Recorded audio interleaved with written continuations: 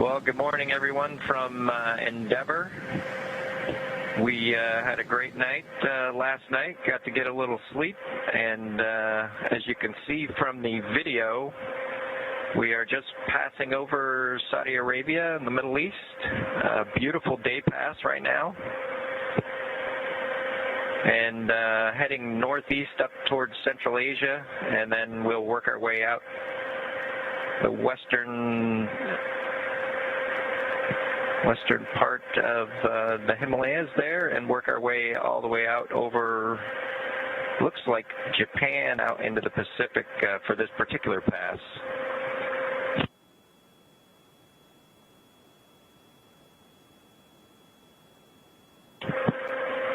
If you look closely in the video, you can see just a sliver of moon kind of halfway between the surface of the Earth and the window pane as we're flying at about 17,500 miles an hour around the planet.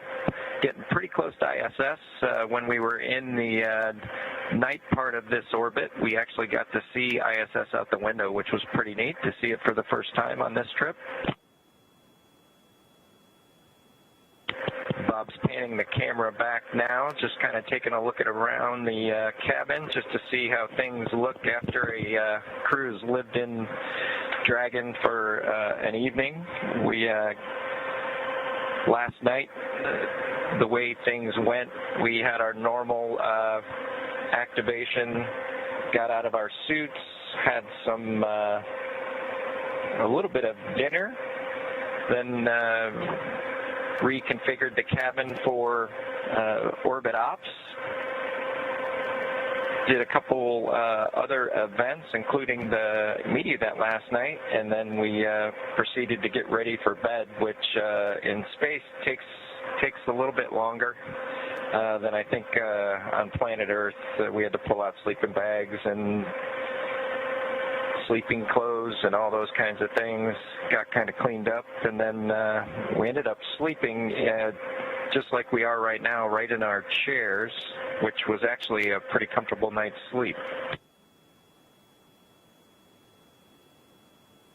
One of the things we did yesterday was actually manually fly Crew Dragon for the first time, and I want to compliment the teams at Hawthorne. Just a spectacular job with the simulator, as the vehicle flew exactly like the simulators out in Hawthorne. So just want to thank the teams that did all the work on that particular training device, as well as all the modeling in the GNC. It really worked out well and was a joy to fly. And I'm guessing it was the first time a space vehicle was flown with a touchscreen before. So we got that going for us.